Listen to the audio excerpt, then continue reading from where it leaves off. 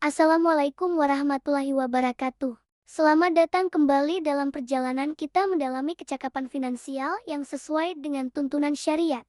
Kita berada di materi ke-26 yang sangat esensial, membahas bab 9, kelas 8 tentang mengonsumsi makanan dan minuman yang halal serta menjauhi riba. Khususnya hari ini, kita akan berfokus pada topik riba dengan tema utama, integritas finansial. Coba renungkan sejenak. Pernahkah Anda tergiur oleh tawaran yang menjanjikan keuntungan cepat dengan modal minim, namun berakhir menimbulkan masalah finansial yang panjang? Di tengah kemudahan pinjaman daring dan investasi dengan bunga tinggi, kita harus waspada. Penawaran ini, yang sekilas tampak menolong, bisa jadi adalah jebakan riba. Riba bukanlah sekadar istilah kuno, ia adalah isu kontemporer yang mengancam stabilitas keuangan dan ketenangan hidup kita. Dalam materi ini, kita akan mempelajari mengapa Islam sangat tegas melarang riba. Ini bukan tentang membatasi kekayaan, melainkan tentang melindungi umat dari sistem yang tidak adil.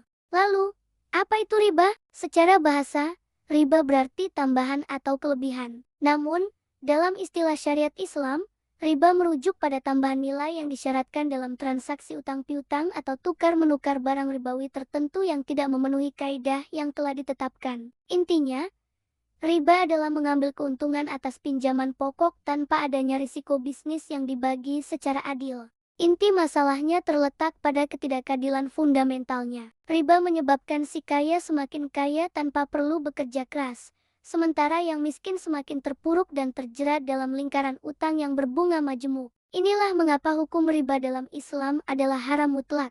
Allah Subhanahu wa Ta'ala dan Rasul-Nya bahkan menyatakan perang terhadap para pelaku riba karena dampak sosialnya yang sangat merusak dan eksploitatif. Lantas, mengapa kita harus menjauhi riba? Ada 3 alasan utama. Pertama, riba menghapus keberkahan harta. Mungkin harta yang diperoleh dari jalan riba terlihat melimpah di awal, namun seringkali harta tersebut tidak memberikan ketenangan jiwa dan cepat habis untuk hal-hal yang tidak bermanfaat. Keberkahan adalah kunci kebahagiaan sejati. Harta yang berkah, meskipun sedikit, akan terasa cukup dan mampu menopang kehidupan. Kedua, riba mengeksploitasi orang lain.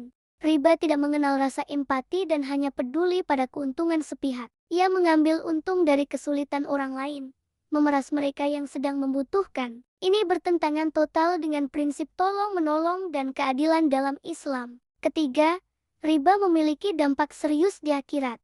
Riba termasuk salah satu dosa besar yang bisa menghalangi terkabulnya doa-doa kita dan menjerumuskan pelakunya pada azab yang pedih. Lalu, apa solusinya? Islam, sebagai agama yang sempurna, tentu saja menawarkan alternatif yang jauh lebih baik. Islam menyarankan jual beli yang jujur, sedekah, dan sistem bagi hasil atau mudharabah yang adil, di mana risiko dan keuntungan dibagi bersama. Keberkahan harta terletak pada kejujuran dan keadilan dalam setiap transaksi. Mari kita renungkan sebuah kisah inspiratif tentang pilihan seorang pedagang jujur. Dahulu kala, di sebuah pasar yang ramai, hiduplah seorang pemuda yang bekerja keras dengan jujur. Suatu hari, ia dihampiri oleh seorang saudagar kaya. Saudagar itu menawarkan kerjasama yang menggiurkan.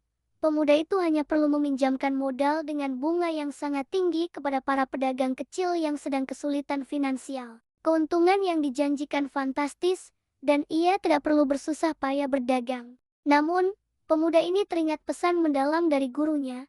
Setiap butir rezeki yang dimakan dari hasil riba akan menggelapkan hati dan menghilangkan ketenangan. Dengan hati yang teguh, ia menolak tawaran itu. Ia memilih untuk tetap berdagang kecil-kecilan, meskipun keuntungannya tipis, asalkan diperoleh dengan cara yang jujur dan halal. Tahun-tahun berlalu, sistem riba yang dijalankan oleh saudagar kaya itu akhirnya ambruk, menyebabkan saudagar tersebut jatuh bangkrut dan ditinggalkan banyak orang. Sementara itu, pemuda jujur yang konsisten dalam kehalalan rezekinya, hidup makmur, dicintai oleh tetangga dan komunitasnya, serta selalu merasa cukup dan tenang hatinya. Kisah ini mengajarkan kita pelajaran abadi. Harta yang berkah akan tumbuh perlahan namun pasti, dan ia akan menjaga pemiliknya. Sebaliknya, harta hasil riba mungkin terlihat cepat melimpah, namun ia akan habis dengan cepat dan justru menghancurkan ketenangan dan kehormatan pemiliknya.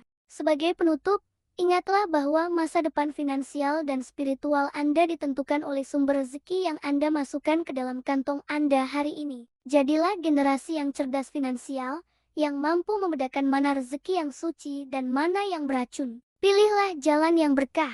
Earn halal, live better. Sampai jumpa di materi selanjutnya. Wassalamualaikum warahmatullahi wabarakatuh.